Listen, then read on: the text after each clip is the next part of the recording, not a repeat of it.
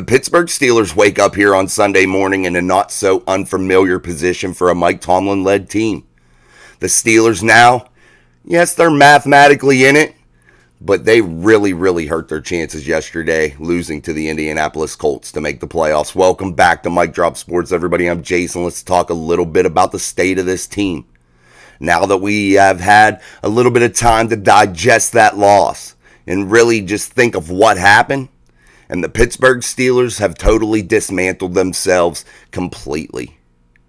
You look at this team come out yesterday and they get 13 points, leading this game. Really looked like they had control of this football game, and then they totally just implode.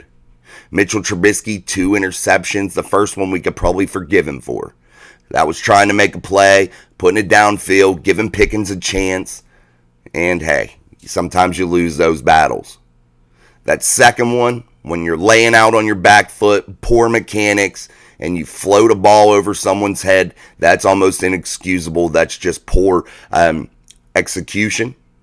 And for a guy like Mitchell Trubisky, that's a veteran in this league, that was a first-round high draft pick, you really shouldn't make those types of mistakes at this point in your career, especially on a consistent basis like he does.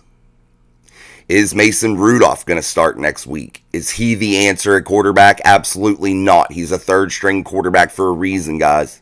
Don't get your hopes up. Don't hang your hopes on a third-string guy. Is Kenny Pickett going to be able to return? Maybe. One thing at least with Kenny, he keeps you in ball games because he doesn't turn the ball over. Another thing with Kenny is he can come back in the fourth quarter and provide that stability and, again, not turn the ball over and give your team a chance to win. But look at this defense and how it's totally imploded. How it has just totally become weak to the run game. Can't tackle. Just losing people left and right again. Now they find themselves without 2 of their safeties yesterday. KZ should return next game, but what does the league do? Do they suspend him? They may. Was that worth an ejection and a possible suspension and a big fine? Was that hit worth that? Or should have KZ pulled up? Should he, being the veteran that he is, not have done something like that and kept the Steelers still in the game and didn't really not hurt your team with that action? Because the very next play you lose Minkah Fitzpatrick to a knee injury. Now if you're the Steelers, you're totally thin at safety. What do you even do? You can't even guard the back end. And then you had the Steelers defense yesterday come out with a game plan to where you don't have your best corner following the best receiver. Yeah, he was on him here and there, but Michael Pittman and Joey Porter should have been locked together that whole game from the get-go. Sometimes you shouldn't outsmart yourself and try to do things and mix things up when you don't need to. Sometimes you do need to be exotic. Sometimes you do need to come out and do some different things. But yesterday, that was an obvious thing. Put Joey Porter Jr. on Pittman and let it ride and deal with it. And then you have guys like Patrick Peterson who get cooked. He's old, guys. He's not the player that he was. He runs his mouth like he's a player that he was 10 years ago, and he's not that guy. He can't back it up on the football field. He'll make a play here or there. Sure. But come on, guys. Consistently, he gets cooked. That secondary now consistently gets smoked. They're just letting Minshew sit back there yesterday, floating balls over their heads. They're 2 steps, 3 steps behind these wideouts. Guys that aren't even Minshew's main target. Guys that were playing in the USFL not long ago. And you have them here now smoking the Pittsburgh Steelers in what was a playoff game, if you ask me. A game that meant so much to this team, and they couldn't find the intestinal fortitude to be able to stand up and hit the Colts in the mouth and put the pedal to the metal and not let off the gas. It's rough when you see this defensive front for the Pittsburgh Steelers that has so much talent, so many guys that can do good things, get totally destroyed. And I don't want to hear they were on the field so much because actually that was false in the first half. Maybe in the second half it might have been a tad skewed, but it really wasn't that bad. in terms of how many snaps they were on the field. Maybe garbage time stuff, things like that, maybe skew the numbers a little bit, but it really wasn't that bad. The Steelers really have no excuse. If you're Mike Tomlin, after the first half, you're talking about, whoa, we only had 20 plays here, 20 plays. Buddy, it really wasn't that different. You are shooting yourself in the foot. The crazy amounts of penalties the Pittsburgh Steelers had yesterday, over a whole football field's worth of penalties, at timely junctures of the football game. Where do the Steelers turn? They fire the offensive coordinator in hopes that jump starts this anemic offense, and it hasn't. One game of 400 yards, the rest just shit. Yes, Kenny Pickett has been out. He really only had a game in a couple drives, a quarter or so, and then he was out. So we haven't got to see him really without Matt Canada. And yeah, he did okay without him, so maybe there is that bright spot. Maybe he will be better. But is Kenny Pickett healthy enough to return? Should the Steelers risk his health in order to rush him back to try to win these last 3 football games? Will that be enough to get you in the playoffs? You only have games remaining against 2 AFC football teams, 2 AFC North football teams. The Cincinnati Bengals, they hold the 6th seed right now. Or actually the 5th seed, I think. One of the two. They're up there. And then I think the Colts follow right behind them since they lost to the Bengals.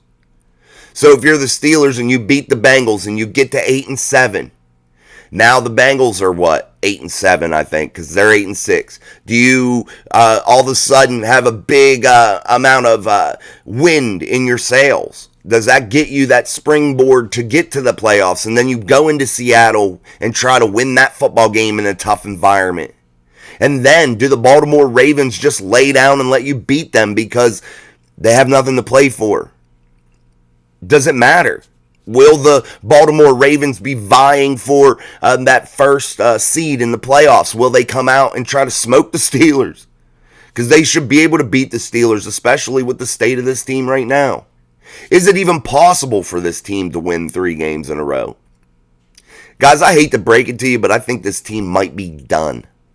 I think Mike Tomlin's message doesn't get to these players any longer. Is Mike Tomlin a horrible coach? No, but he's bad situationally, and I think that his expiration date has expired. I think it's time for him to go. I don't think his message reaches this locker room anymore. Do I think the players respect Mike Tomlin? Absolutely, I do think they do. I do think they respect him. But I don't think his message reaches them in terms of motivation. The game plans are so vanilla, defensively, offensively. I think it really discourages these players.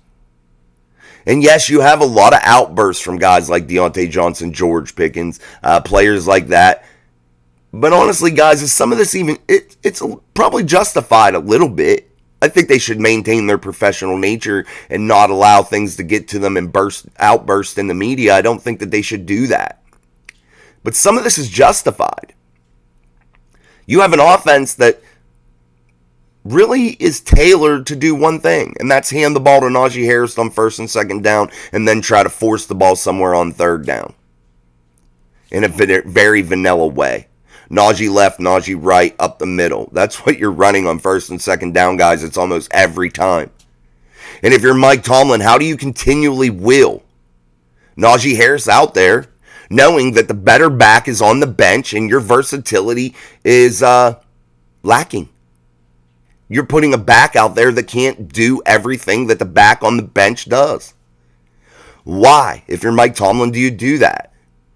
Are you so proud and so proud to admit, or that you can't admit, that Najee Harris was not the correct choice in the 1st round? That you had other glaring needs, that you shouldn't have reached for a running back? Did Mike Tomlin think he was getting something like Derrick Henry because of Najee's size? I don't know what he was thinking. I think he was just trying to force the issue, and still to this day is trying to force the issue with Najee Harris. Najee has bright moments, but he's cost you more than he's helped you, in my opinion. In my opinion. Yesterday, that fumble totally killed this team. That was it. That was the end. Then you had Mitchell Trubisky when the Steelers were down 2 scores, throw that interception. When you continually shoot yourself in the foot, there's no way to come back. And you're relying on a quarterback that's absolutely horrible. Yeah, you'd probably be better off to start Mason Rudolph because it can't get no worse. And I think if you're the Steelers, I think starting Mason Rudolph would just send that message to Mitchell Trubisky that this is the last ride for him here in Pittsburgh. And I think it's time for him to move on. He's going to be, at best, a career number 2. I don't think he really catches on too much with any other team, really. I don't think so. I don't think Trubisky is going to be that guy anywhere else. I think that the Pittsburgh Steelers find themselves, guys, though, in a really tough situation. They have to win out. You have to get 10 wins. You have to beat the Bengals. You have to beat the Ravens. And you can't afford to take a flop in Seattle away the whole way across the country. You can't. And I think the Steelers now find themselves in a spot that Mike Tomlin is not able to motivate this football team in order to gain those 3 wins. I think it's going to be next to near impossible, and I think the Steelers team, in my opinion, is going to lose the rest of their football games. They might squeak out a win somewhere, but I highly doubt that they could win 3 football games with the way this team is playing. You have guys out there at inside linebacker for the defense that are super JV, that are almost high school level, in my opinion. They're getting torched. They can't tackle. They can't run with tight ends or running backs. They can't do anything well. And Landon Roberts, you're asking him to do things that are just not in his skill set. And he's given his best effort and he's playing like a real pro, but he can't hold it all together by himself. It just doesn't happen. TJ Watt yesterday with 2 sacks. That should be a day that you should be celebrating. A day that you guys should be winning when you get contributions from TJ like that. 2 sacks, playing the run well, making tackles. Those are games you should win. How do you let this slip through your hands? It's absolutely puzzling, guys. Super puzzling. But then you really think about it and it's really not. This is par for the course. This is Mike Tomlin. This is his teams. This is the way they've been for a long time.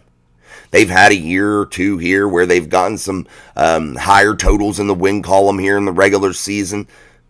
But there's been no playoff success. The mediocrity of just a winning record, barely a winning record, is what the standard has become. And it's been like that for almost a decade, guys. Is Mike Tomlin a horrible coach? No, I don't think so. But I think his message has been lost on this football team. I don't think he's going to be able to dig them out of this hole. I don't think that he can motivate this locker room like he should any longer. And if you're the Pittsburgh Steelers, where do you move in the offseason? Was this enough for the ownership group to really ask themselves where they got to go? What they got to do. Do they trade Mike Tomlin? A Jay Glazer report says that the Steelers should consider trading Tomlin to a team like the Washington Commanders. Get something for him. Mike Tomlin, under contract till 2024. Should the Steelers, before he's able to just walk, get some value for him? They've invested, this will be 18 years of their time into Mike Tomlin with 2 Super Bowl appearances, 1 Super Bowl win, all within the first 4 or 5 years of his career. And now he sits at what will be 18 years after this with not much to show for it other than that. Really, a lot of bad teams. A lot of teams that lack discipline. And that's a problem. And if you're the Steelers, when is enough enough? When should you cut your losses and try to make a better situation for both Mike Tomlin and yourself? I think if you're the Steelers, give Mike Tomlin that fresh start and help yourself out. Get those big draft picks. Move on to a fresh new face that breathes some life and a new message into this locker room. I think it's what has to be done.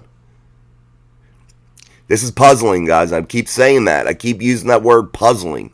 I'm not sure where this team goes from here. It's bad on defense. It's bad on offense. Special teams is bad about 50% of the time because you have the inconsistency of Presley Harvin. And the bad plays, the bad situational football from Mike Tomlin, not allowing Boswell to kick a 57 or 56-yard field goal yesterday indoors when you need points. You rather wheel Presley Harvin out there to kick a 20-yard punt. He can't even pin him down near the goal line.